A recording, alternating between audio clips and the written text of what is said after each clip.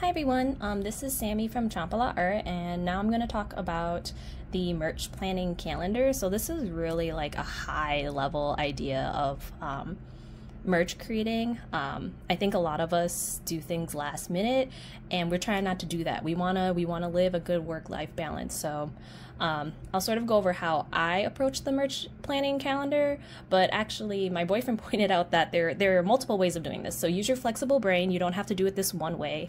But I also talk about the other way that my boyfriend sort of thought about. So the way that I would think about this calendar is I would identify when I was having conventions, right? So con season tends to be in the summer, unless you're in Minnesota like me, and then it tends to be in the spring or the fall because we don't have a lot of nice months in Minnesota, so things tend to get more expensive in the summer.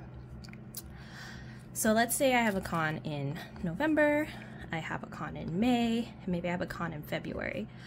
I might actually, give me a quick second, had to grab a highlighter. I would actually probably even highlight them so I could really emphasize that I have a convention at this time.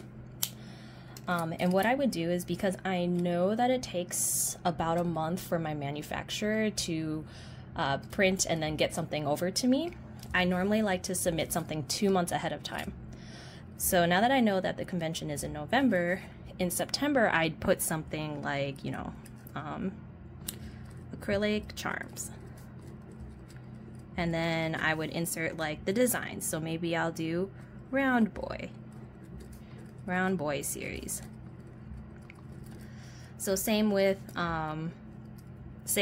March. I might put something like I also do pillows. I would do pillows, new series, magical girls.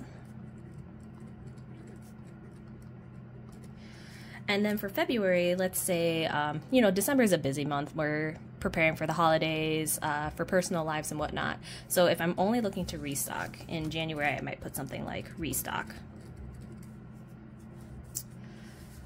So this is like really high level, so you know ahead of time, like, oh, if I want to have these pillows done, if I want to send out my files to my manufacturer by March, then I also like move backwards. So the way that I like to think is what is the end date, step back, what do I need to have done for shipment, and then knowing that, I'm like, okay, by March I have to have whatever I have done for my pillows, that's what I send, or whatever I have done in September, that's what I send. Let me actually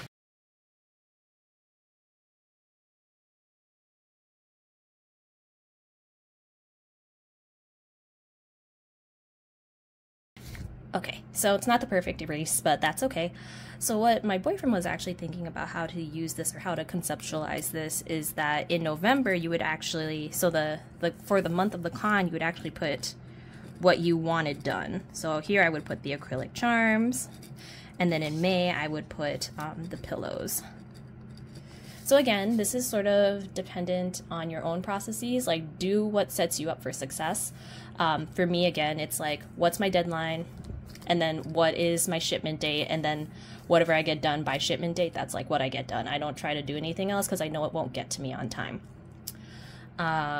So that's kind of how I planned that. Thank you so much for listening, and I hope this helped a little bit. All right, thank you.